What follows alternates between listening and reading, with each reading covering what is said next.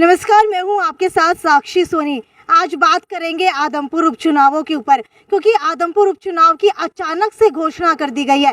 ठीक अब से 1 महीने बाद यानी कि 3 नवंबर को आदमपुर के उपचुनाव होने हैं।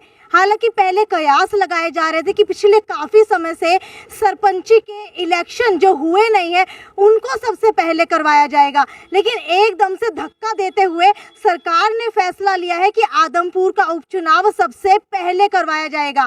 लेकिन कयास तो ये भी लगवाए जा रहे थे कि हिमाचल और गुजरात के अंदर जो विधानसभा का चुनाव होना है शायद उसके साथ ही जो है आदमपुर का उपचुनाव करवाया जाएगा, और हो सकता है कि आदमपुर का उपचुनाव दिसंबर महीने तक करवाया जा सके। लेकिन अचानक से ठीक 1 महीने बाद की तारीख देते हुए सरकार ने सबको चौंका दिया है। लेकिन अब बात आती है आदमपुर उपचुनाव की, तो आदमपुर उपचुनाव का शेड्यूल क्या रहने वाला है उसके बारे में सबसे पहले बात करते हैं।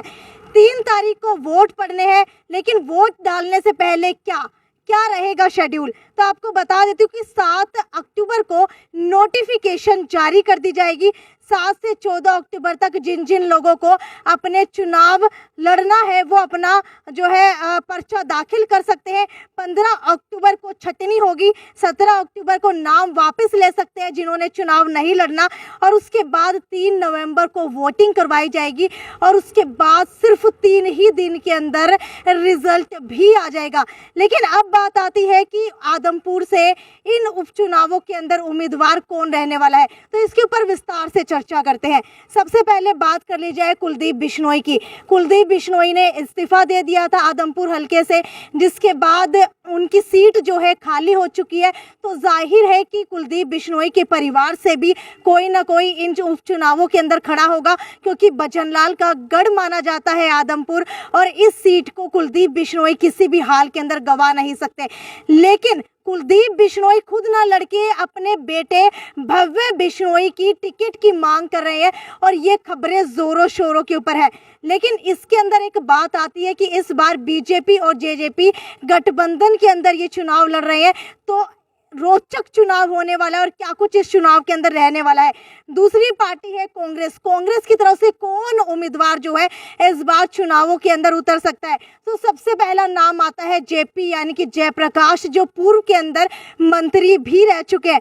इसके बाद नाम आता है प्रोफेसर संपत सिंह का, फिर कुलबीर बेनीवाल का, उसके बाद करण सिंह रानौलिया जो हाल ही के अंदर फिलहाल के अंदर दीपेंद्र सिंह हुड्डा की मौजूदगी के अंदर कांग्रेस पार्टी के अंदर शामिल हुए हैं।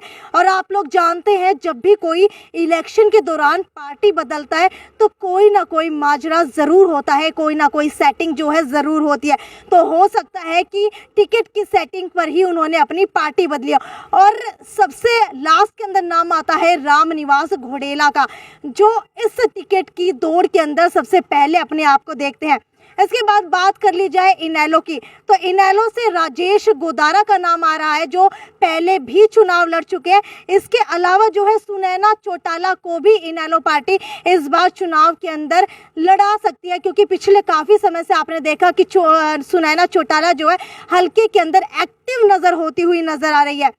उसके बाद बात करते हैं आम आदमी पार्टी की, जो फिलहाल कहीं पर भी पीछे नहीं दिखाई दे रही है, और खुद को तीसरे नंबर के ऊपर नहीं तो दूसरे या पहले नंबर के ऊपर अगर आती है तो ठीक है, लेकिन तीसरे नंबर के ऊपर तो ज़रूर देख रही है। अगर बात कर ली जाए आम आदमी पार्टी की, तो सबसे बेहतर उम्मीदवार इस बार आम आदमी पार्टी किसे देख रही है, तो सबसे बेहतर उम्मीदवार इस बार आम आदमी पार्टी देख रही है सत्येंद्र सिंह को।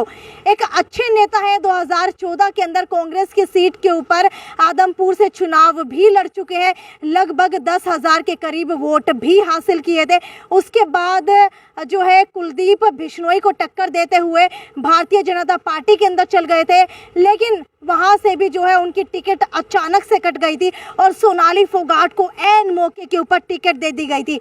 लेकिन अब बात आती है कि इस बार बात कर ली जाए टोटल वोट्स की, तो आदमपुर के अंदर टोटल वोट्स कितने हैं, तो आपको बता दूं लगभग 1,70,000 के करीब जो है आदमपुर उपचुनावों के अंदर टोटल वोट है, जिसके अंदर से 1.25 लाख वोटों के लोगों के जो है वोट देने की उम्मीद जताई जा रही है, जिसके अंदर से 60,000 जाट कम्युनिटी के हैं, 24,000 बिश्नोई कम्युनिटी के हैं, 48,000 48,000 एससी कम्युनिटी के हैं, 25,000 बीसी कम्युनिटी के हैं और 15,000 जो है अदर कम्युनिटी से बिलोंग करते हैं।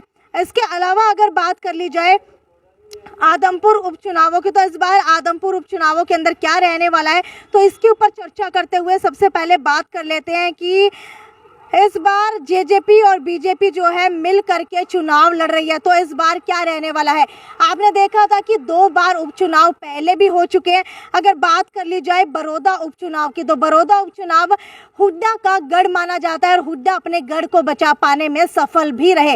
इसके बाद एलनाबाद इनेलो का गढ़ माना जाता है, जिसके ऊपर अभय सिंह चौटाला ने इस्तीफा दिया था और उसके बाद दोबारा जीत करके उन्होंने अपना गढ़ बचा लिया।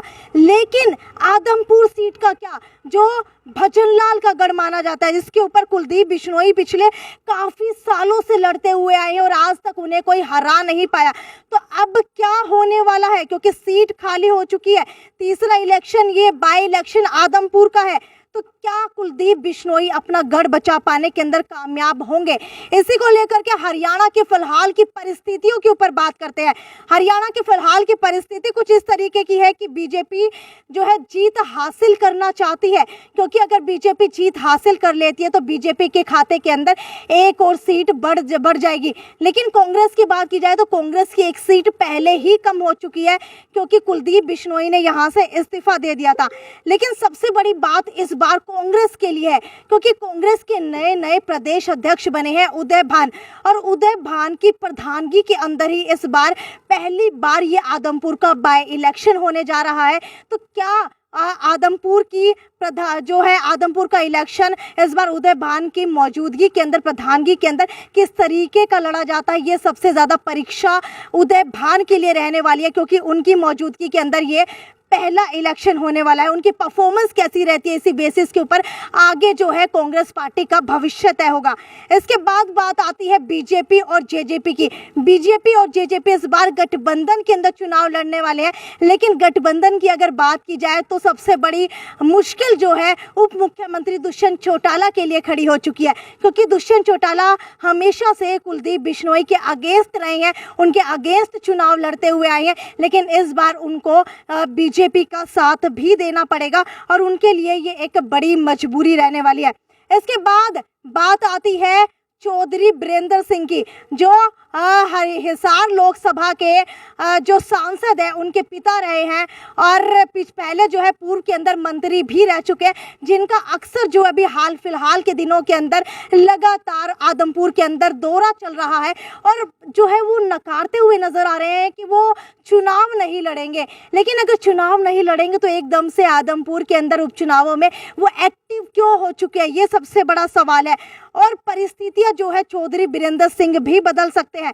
लेकिन अब बात आती है कुलदीप बिश्नोई की, जो सबसे बड़ा राजनीतिक मुद्दा इस बार 2022 के अंदर चल रहा है, क्योंकि एक तो आदमपुर का उपचुनाव वह इस्तीफा दे चुके हैं, इसके अलावा उन्होंने अपनी पार्टी कांग्रेस छोड़ करके बीजेपी ज्वाइन कर लिया है। तो इस बार क्या रहेगा कुलदीप बिश्नोई और चौधरी बीरेंद्र सिंह के बीच में, तो आपको बता देते हैं चौधरी बीरेंद्र सिंह इस बार क्या करने वाले हैं और आदमपुर के अंदर कुलदीप बिश्नोई क्या जो है सिर्फ इलेक्शन तक सिमट करके रह जाएंगे और क्या जो है बीरेंद्र सिंह जो है उचाना सीट तक ही सिमट करके रह जाएंगे। तो अब बात आती है बीरेंद्र सिंह की।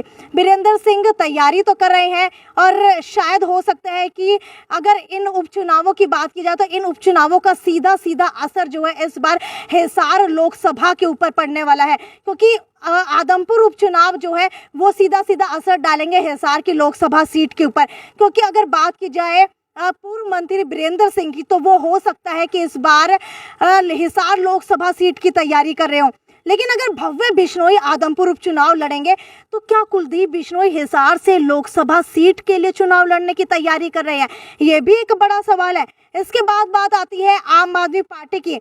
पंजाब के काफी सारे नेता जो है इस बार आदमपुर उपचुनाव के अंदर एक्टिव हो चुके हैं। पिछले काफी दिनों पहले आपने देखा था कि 2 स्टेट्स के सीएम यानी कि दिल्ली के सीएम और पंजाब के सीएम दोनों ने सेंध लगाई थी इस बार आदमपुर के अंदर, ताकि इस बार आदमपुर का बाई इलेक्शन लड़ा जा सके।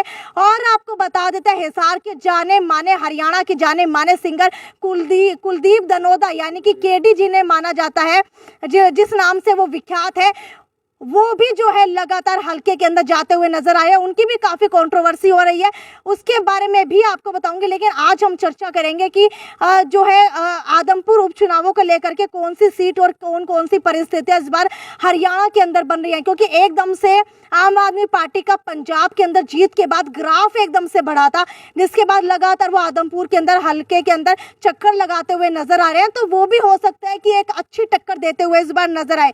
लेकिन सबसे बड़ा सवाल ये है कि इस बार उपचुनाव रहने किसके बीच में वाला है? क्या बीजेपी, कांग्रेस, इनेलो या फिर आम आदमी पार्टी? ये 4 पार्टियां जो है नजर आ रही हैं। इसके अलावा जो है अगर इस बार की बात की जाए तो आपको बता देते हैं कि अचानक चुनाव जो है आ चुके हैं, पार्टियां और अपना स्टेटस बनाने के अंदर लगी हुई है। शायद अचानक से चुनाव आने की वजह से किसी को नुकसान हुआ हो और किसी को जो है फायदा हुआ हो। लेकिन इस उपचुनाव के अंदर एक रोचक बात ये भी निकल कर के आ रही है कि कुलदीप बिश्नोई को जिस कैंडिडेट यानी कि भाजपा की कैंडिडेट रही, भाजपा की नेत्री सोनाली फोगाट ने एक कड़ी टक्कर दी थी। अब क्या रहने वाला है? क्योंकि सोनाली फोगाट के जाने के बाद उनके मायके पक्ष से उनकी बहन जो है चुनाव लड़ने की शायद तैयारी कर सकती है, क्योंकि अभी जो पंचायत होने वाली है उसके अंदर पॉलिटिक्स किस तरीके से उनका पॉलिटिकल करियर आगे रहने वाला है उसके ऊपर चर्चा की जाएगी। खैर, आपको क्या लगता है कि अचानक से जो ये उपचुनाव आ गए हैं इसका कितना असर किस कैंडिडेट के ऊपर कितना पड़ेगा, ये हमें नीचे कमेंट सेक्शन के अंदर लिख करके बताइए। और आपको क्या लगता है सोनाली फोगाट के जाने का असर जो है इस बार किस कैंडिडेट के कितने वोट काटेगा और किस कैंडिडेट के कितने वोट बढ़ाएगा, ये भी हमें नीचे कमेंट सेक्शन के अंदर लिख करके बताइए। ये थी उपचुनावों को लेकर एक छोटी सी अपडेट। आगे आने वाले समय के अंदर आपको सारी अपडेट उपचुनावों से जुड़ी हुई हम देते रहेंगे। तब तक इस चैनल को लाइक, शेयर और सब्सक्राइब करना ना भूलें। नमस्कार। श्याम जी पोटैटो चिप्स, वो भी कई सारे डिलीशियस फ्लेवर्स के साथ। बस खाते जाओ और खाते ही जाओ। श्याम जी के डिलीशियस एंड टेस्ट। अपना सामान MRP पर नहीं, डिस्काउंट पर लो। और हिसार में डिस्काउंट कहाँ मिल रहा है ये जानो SaleTrending.com पर। Visit SaleTrending.com। पहले कंपेयर करो फिर शॉप।